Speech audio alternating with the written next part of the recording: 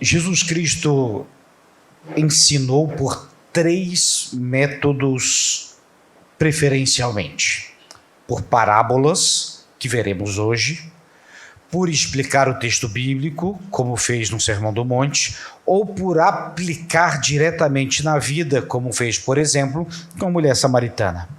Mas hoje queremos estudar a respeito das parábolas, esse método tão importante que Jesus Cristo fez e que nos ensinou. Nós temos cerca de 30 parábolas ditas por Jesus Cristo. Falamos cerca de, porque nem os comentaristas concordam com a quantidade exata, de 30 a 40. Por quê? Por exemplo, em João 10, a gente tem com Jesus o bom pastor. Alguns consideram isso uma parábola, outros uma metáfora. Então não considera como parábola. Lucas 15, que é a seção de achados e perdidos da Bíblia, que tem a ovelha perdida, a moeda perdida e o filho perdido.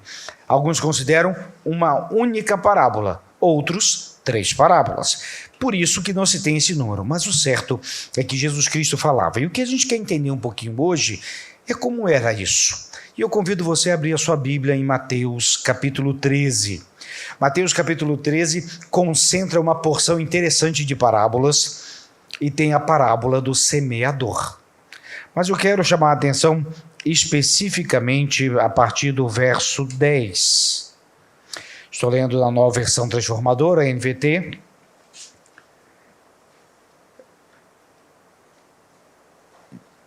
Diz assim a palavra de Deus, mas Mateus 13, 10 em diante. Os discípulos vieram e lhe perguntaram: por que o Senhor usa parábolas quando fala ao povo? Ele respondeu: a vocês é permitido entender os segredos do reino dos céus, mas a outros não. Pois ao que tem, mais lhe será dado, e terá em grande quantia, mas o que nada tem, até o que tem lhe será tirado.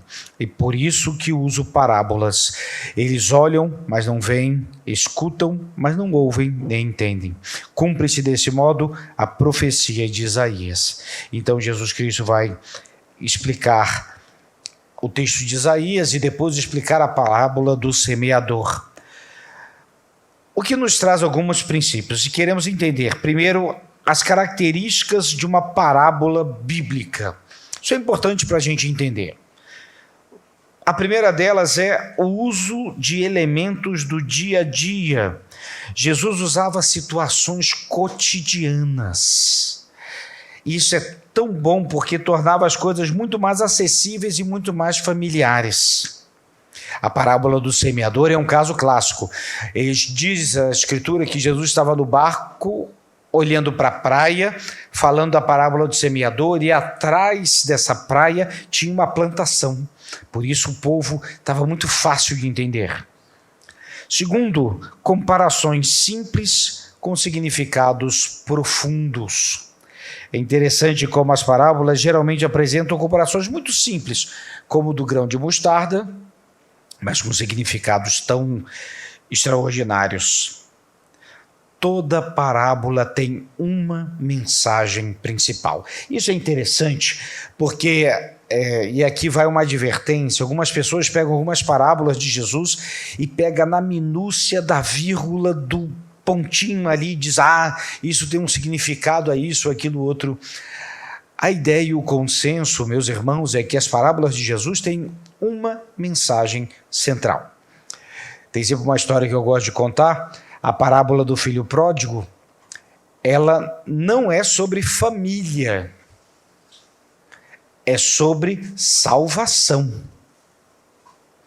Podemos aplicar algumas coisas sobre família, mas o foco da parábola é salvação.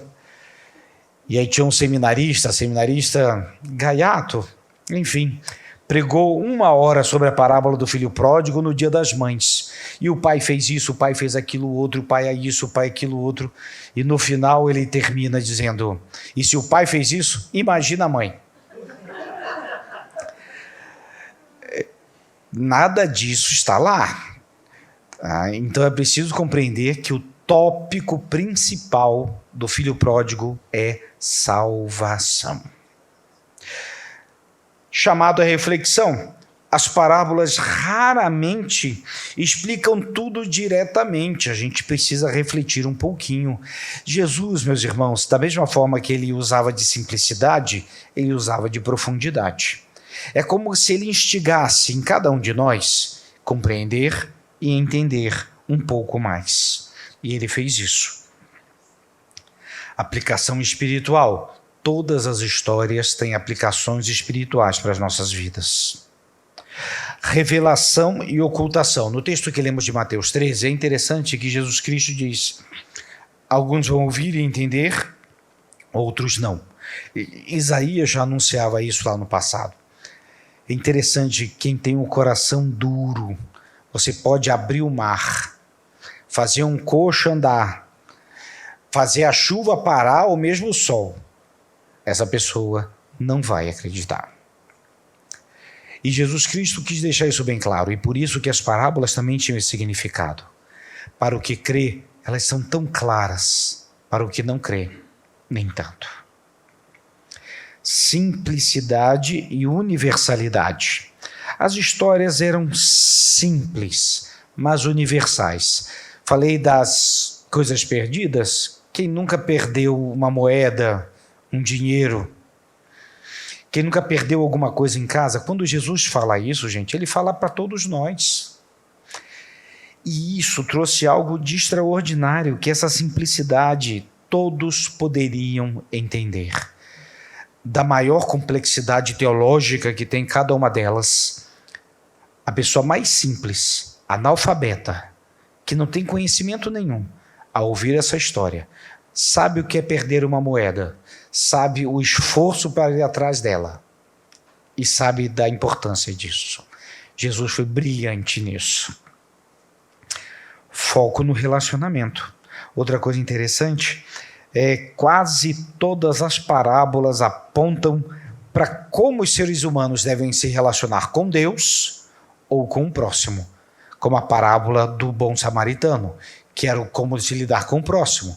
Então, os focos das parábolas, e se você parar para pensar do ensino de Jesus, é relacionamento com Deus e com o próximo. Dito isso, vem a pergunta então, por que Jesus usava parábolas? Minhas respostas são muito simples. Primeiro, facilidade de compreensão. Jesus queria alcançar corações. Muitas vezes ouvimos algumas aulas, quando a gente estuda no nível acadêmico. Uma vez eu participei de um encontro, eu literalmente saí de lá e disse: gente, eu sou muito burro, eu não entendi absolutamente nada do que a pessoa disse. Mas depois foi consenso que ninguém havia entendido, e pelo que a gente entendeu, nem quem ensinava entendia também. Isso é bobagem. E Jesus nunca se preocupou com isso. Ele estava preocupado que as pessoas compreendessem a sua mensagem.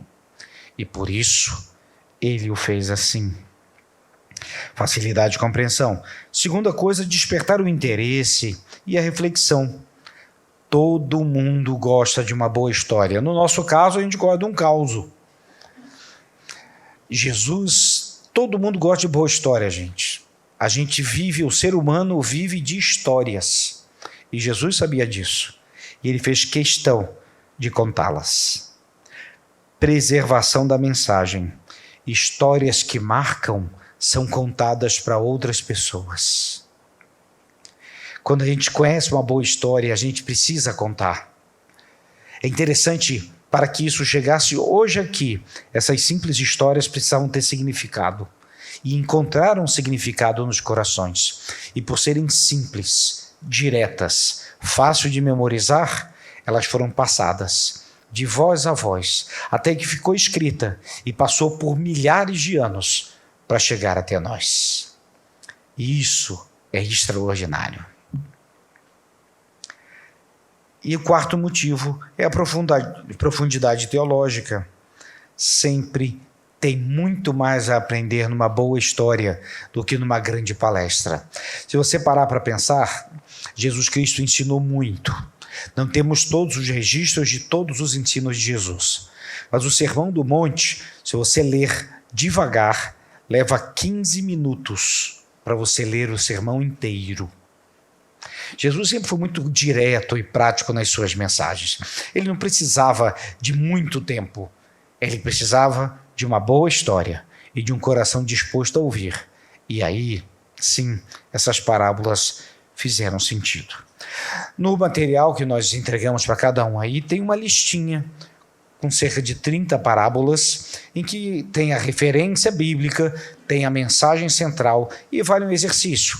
É até um exercício bom nós fazermos essa leitura dessas parábolas, o entendimento delas. E eu quero trazer aqui algumas reflexões importantes para finalizarmos. O que isso tem a ver comigo? Se você conhecer as parábolas de Jesus e entendê-las, você vai ser um bom crente. Se você contar essas mesmas parábolas para outras pessoas, você vai ser um bom evangelista. Agora, se você aplicar o ensino de todas essas parábolas na sua vida e no seu cotidiano, você terá uma vida extraordinária debaixo da presença de Deus. A gente sempre pensa, e alguns pensam, o que eu preciso fazer para ser uma pessoa extraordinária? A Bíblia é tão simples. Vá até ela, conheça o que Jesus ensinou e acredite, você será muito, muito diferente. Quando falar de salvação, parábola do filho pródigo ou da ovelha perdida. Quando falar de amizade, quando falar de esperança futura sobre o reino de Deus, quando falar de ajudar ao próximo, tudo isso está aqui nessa lista de parábolas que nós precisamos ler. Que o Senhor nos ensine, nos faça querer estudar cada uma delas. 30 parábolas, e eu sei que você conhece boa parte delas, mas você pode conhecer mais, aplicar mais e viver mais. Aprender com Jesus é a melhor coisa na vida.